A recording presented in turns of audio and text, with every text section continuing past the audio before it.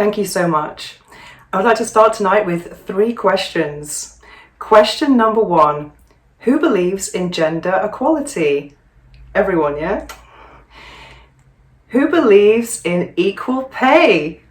Everyone, I hope. Question number 3, now it's going to get really complicated. Who believes that women should pay for their own drinks on a date? Not so many people. Well, it's a bit like this, yeah? I must confess that I'm a feminist here in my purple. And even for me, I don't have a set rule. I've accepted many dinner invitations and drink invitations in the past.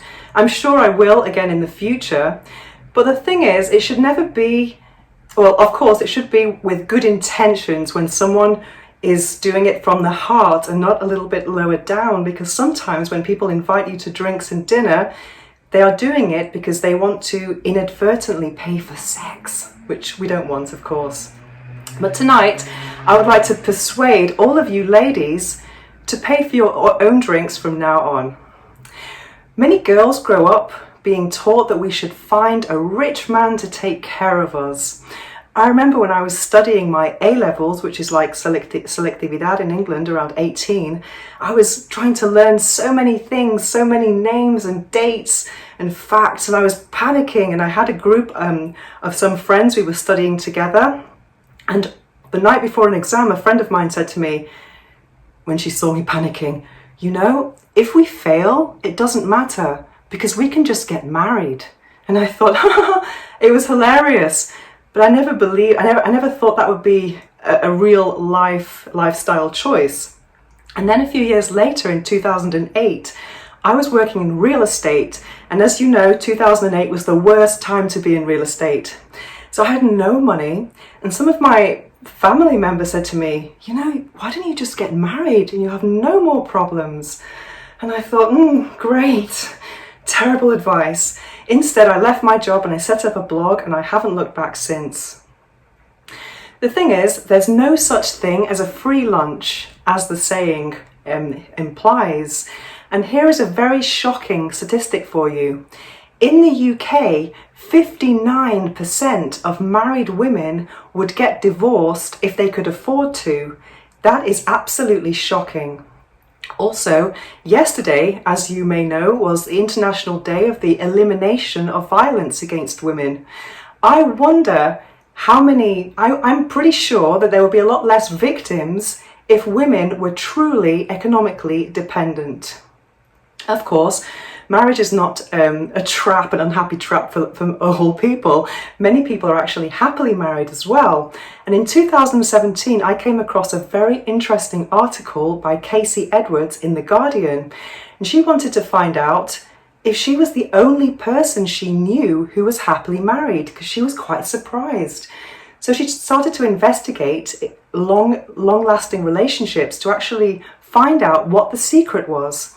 We're often told that in relationships the secret is good sex or communication, but that's not true at all. The secret to a long-lasting marriage is there is too much to lose if we break up. Again, financial dependence. We have a lot more choices today, but let me read an extract of this fantastic book by the late Betty Dodson. Look at my terrible bookmark here. And she died just about 3 weeks ago, and at the age of 91. And she has this wonderful book called Sex for One, The Joy of Self-Loving. And back in the day, maybe 50 years ago or maybe more, she got married. And she said, although I said I married for love, I had really bestowed my gift of sex in exchange for economic security, because I lived in a society that didn't give equal pay to women. I was unconsciously bargaining with sex for marriage. Still, it was the best financial deal for women. I believe that in this day and age, relationships should not be about a financial exchange unless you are a sugar baby or an escort.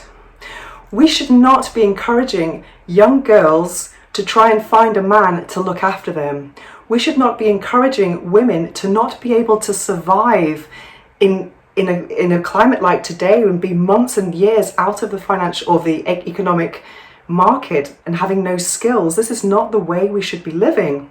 Of course, it's nice to rely on people, but it shouldn't be a lifestyle. And if you're in the situation that you're economically dependent on your partner, I would strongly advise you to start an emergency fund today. Because even though you might not want to think about it, here in Spain, 57% of people, or 57% of marriages, end in divorce. And I suspect that that might be a little bit higher this year after all the COVID. Please don't think that I'm a pessimist after all of this. That's not true at all. I am such a romantic and I believe in true love, but I believe in the kind of love that is based on true desire and love and not dependence. So ladies, when you go on a date, I encourage you to pay for your own drinks. Cheers.